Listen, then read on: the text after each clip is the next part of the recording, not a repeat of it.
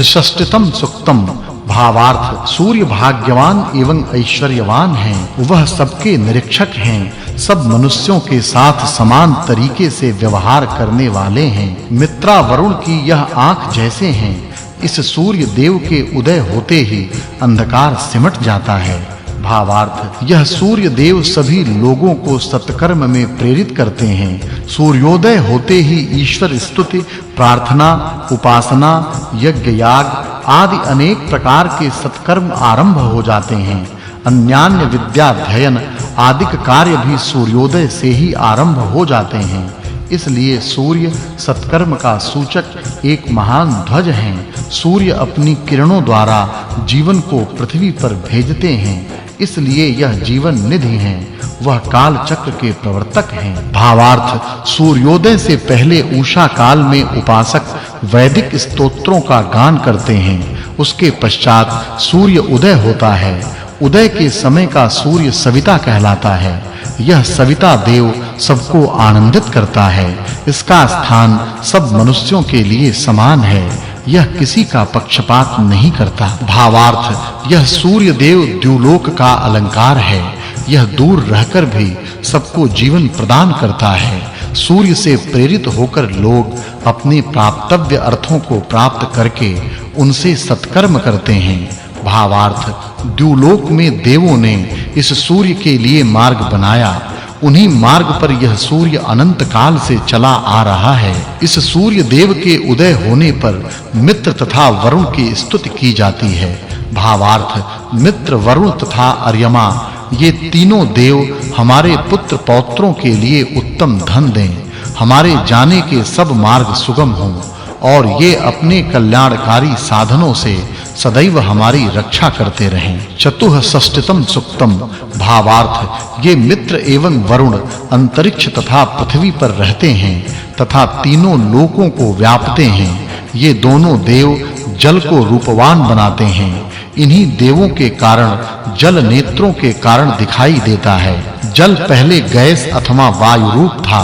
मित्र एवं वरुण ये दोनों वायु हैं। वे अग्नि के सामने मिलते हैं तथा जल को प्रकट करते हैं।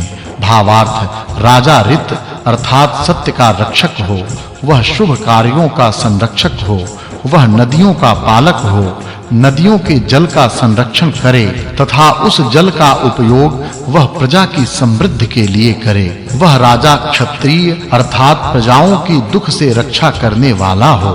भावार्थ, मित्र, वरुण तथा अर्यमा ये तीनों देव हमें उत्तम साधनों से अथवा मार्गों से सुख के स्थान में पहुंचाएं। देवों की कृपा से हम सुरक्षित होकर एक साथ रहें तथा समृद्ध हों। भावार्थ, हे मित्र एवं वरुण, जो मनुष्य आपके गमन साधनों को मन लगाकर परिष्कृत करता है, उस मनुष्य की धारणा शक्ति श्रेष्ठ होती है। ऐसे मनुष्य को देवगण हर प्रकार से समृद्ध बनाते हैं। भावार्थ, मित्र, वरुण तथा वायु के लिए मैंने यह आनंद वर्धक स्तोत्र बनाए हैं। ये सब देव हमारी बुद्धियों एवं कार्यों का संरक्षण करें तथा हमारी प्रज्ञा जागृत हो। पंचषष्टितम सूक्तम। भावार्थ, सूर्य के उदय होने पर पवित्र बल वाले मित्र और देव की मैं इन स्तोत्रों से स्तुति करता हूँ। इन देवों के अक्षय तथा श्रेष्ठ बल की सहायता से मनुष्य सबको जीतने वाला होता है। भावार्थ, मित्र एवं वरुण ये दोनों देव इतर देवों में सबसे अधिक बल वाले हैं। वे दोनों ही श्रेष्ठ हैं। वे दोनों हमारी प्रजाओं को बढ़ाते हैं।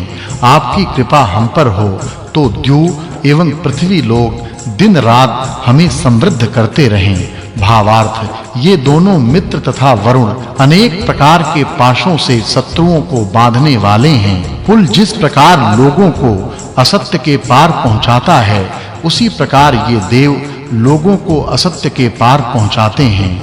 हे मित्र एवं वरुण, हम आपके सत्य मार्ग पर चलकर दुखों से पार हो जाएं। भावार्थ, हे मित्र एवं वरुण, तुम हम पर प्रसन्न होकर अन्नों तथा जलों से हमारी गोचर भूमि को श्रेष्ठ बनाओ और अमृत के समान मृदु तथा रमणीय जल लोगों को दो। भावार्थ, मित्र, वरुण तथा वायु के लिए मैंने एक आनंद वर्धक स्तोत्र बनाए हैं।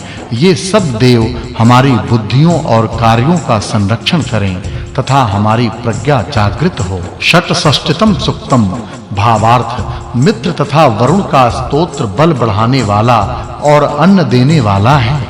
वह अन्न हमें मिले, उस अन्न से शक्तिशाली होकर हम इन देवों की स्तुति में स्तोत्र बनाएं। भावार्थ उत्तम बलों को धारण करके उन बलों की रक्षा करनी चाहिए। इस तरह विशेष महत्व प्राप्त करना चाहिए। अपना बल बढ़ाने का प्रयास करना चाहिए। भावार्थ शरीरों, घरों, नगरों और राष्ट्र का संरक्षण करना चाहिए।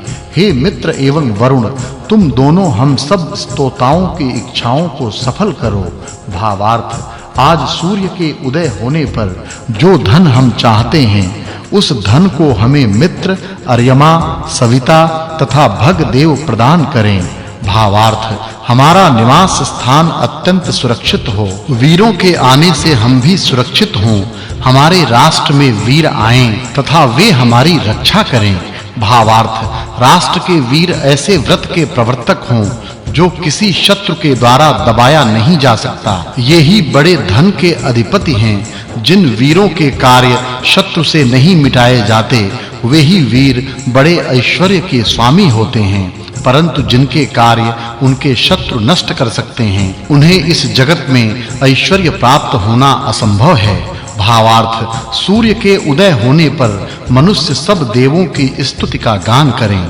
भावार्थ मनुष्य के पास स्वर्ण आदि ऐश्वर्य भरसक होने पर भी उसकी बुद्धि हिंसा रहित हो, धनवान होने पर भी बुद्धि उत्तम बनी रहे, अपने धन पर घमंड करता हुआ वह हिंसा में क्रूर कार्य न करे, बल्कि वह बुद्धि यज्ञ आदि श्रेष्ठ कार्य करने वाली ही बने। भावार्थ मनुष्यों को चाहिए कि वे सदैव ज्ञानी विद्वानों के साथ रहें, श्रेष्ठ वीरों के काव्य गाएं तथा खान-पान प्राप्त करने के कार्य करें।